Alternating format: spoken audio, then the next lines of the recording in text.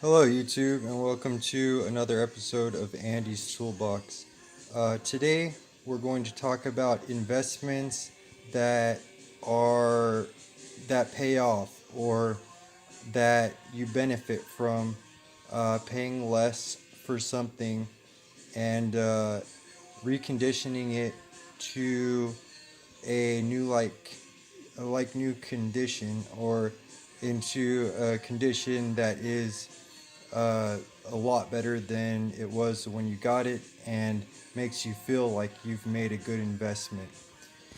For example, today I'm showing these snap-on um,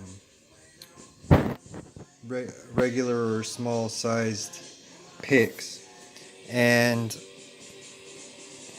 um, I got these on eBay. Um, the the seller wanted $45 for these, and they were in uh, terrible shape as far as the pictures were. And I'll tell you why I bought them in a minute, seeing as the pictures showed that they were in not so great a shape. Um, these uh, these mini pics or regular size pics are Snap-on brand, and as I note that what the brand is, I will tell you that I'm pretty sure that Snap-on doesn't make this style of pick anymore. As far as the orange handles go, I think they're all now the Instinct style handles, and that is one of the reasons why I bought these, because I just like that classic look of the this style handle. I do like the new Instinct handles on screwdrivers, but I also have some that are of this older style, and I like them both. They both have their pros and their cons. I'm not really going to pick favorites. Uh, they're Snap-on, and they're just pretty damn good in my opinion. But back to this subject. Okay, I I will let you see the pictures of the condition that I bought these in. I didn't take footage of them or the cleanup process or what I did, but I'll tell you that it didn't involve much more than swabbing the case that they came in of all of the mechanics, filthy grease and dirt, and basically the handles as well. And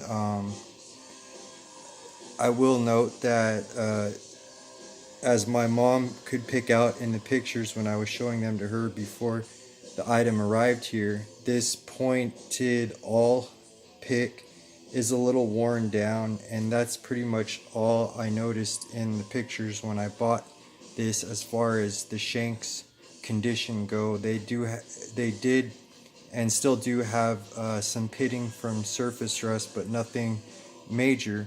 And this particular hook all the way to the left there was a little bit out of shape. I had to bend that back at the tip to uh, its natural and original form. You can see here that this package has cleaned up nicely, and that everything from the pictures I just showed you is very nice. And as you can see, it would look like my investment paid off. And some things to look for when you are trying to recondition something is the case that it comes in. It doesn't have any tears in the displaying part of the plastic. Now, I'm not talking about down here.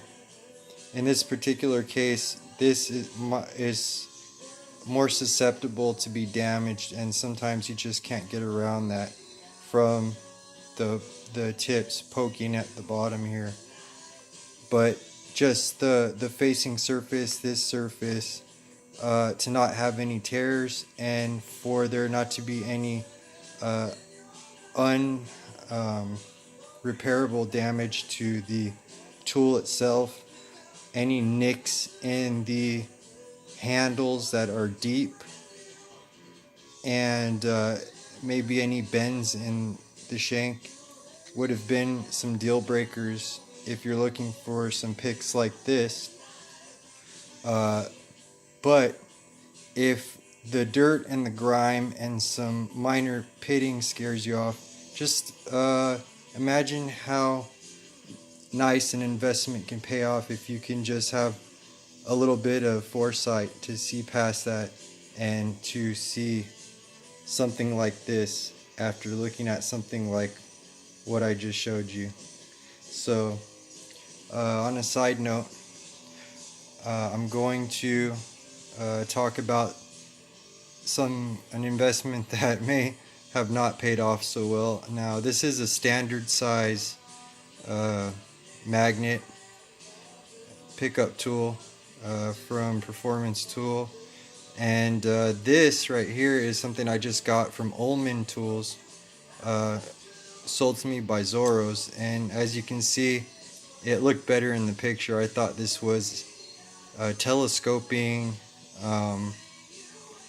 I thought it could telescope out here, maybe to out there, and the size is just kind of on the skimpy side for the $10 I paid for it. It is made in the USA, but it's not what I was thinking I bought when I bought this item. I thought it would be a little beefier and just a little better. But what can you expect when it's made in the USA? I suppose you just are going to pay more for something even of this kind of size. But on a side note, that's pretty much that's something that I probably could have done a little bit better of investigating into. But that's all I wanted to go into today. And investments, it's not a bad thing to not buy new or new old stock. Sometimes you can get away with murder, when it comes to a tool. Now, I forgot, the guy wanted $45 for these, and I gave him a lowball offer of $38, and I got them for $38 shipped to me, and that's a pretty good deal in my opinion to walk away with a gem like these picks. Thanks for watching this episode of Andy's Toolbox, and have a good day or a good evening. Good night.